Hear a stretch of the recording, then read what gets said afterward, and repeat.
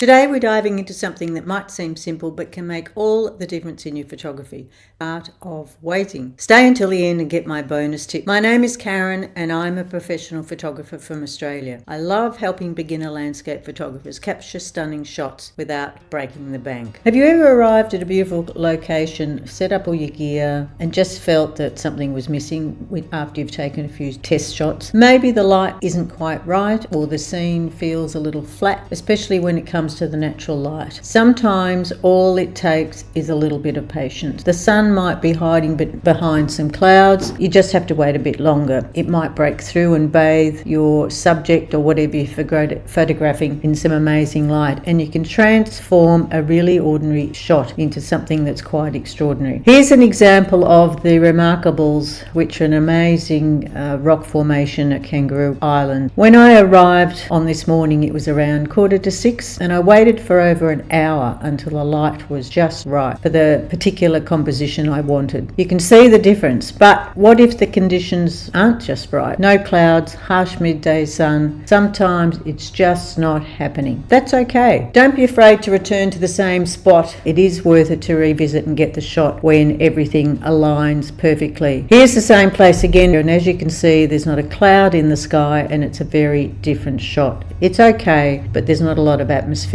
Now, a little pro tip for you: if you're aiming to capture a sunrise or a sunset, it really helps to do a recce the day before.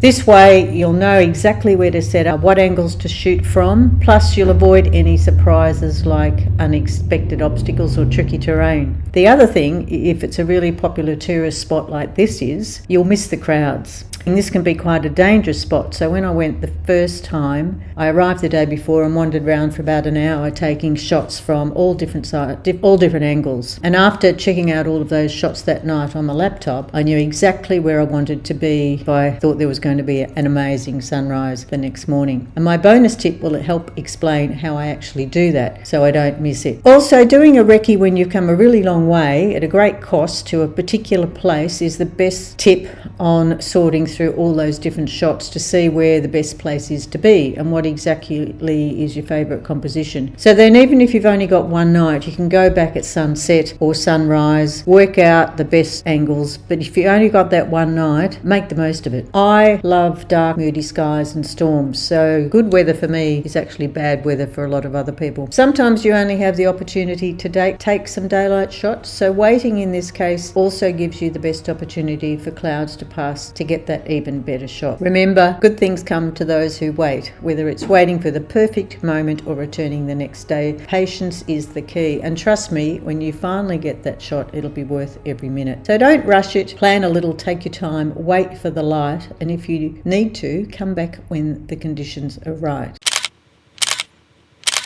Now, for my bonus tip, I mentioned I was going to let you know how I work out what the conditions are going to be. So my favourite app on my iPhone is called the Windy app. So it's got all sorts of different layers and levels. I look at the normal cloud cover and then I look at low cloud cover. There's even a layer for fog. Also, it'll let me know when a storm front's coming through, but it's very, very good as far as predictability goes. So this is the Windy app, and if I put my location up here in the tabs, you'll see the little dot in the centre. So down here we have the temperature, sunrise, sunset, the moons for a whole week. But my favourite feature about the Windy app is the layers. This is the overall cloud layer, but if you go up here to the menu, you get a whole range of different layers. Clouds, which is then broken down into high clouds, medium clouds and low clouds, and I find that the medium clouds gives you the best clouds for sunsets and sunrises. So if you know you're going to have them in the next day, chances are you're going to have a pretty good sunset. But my other favourite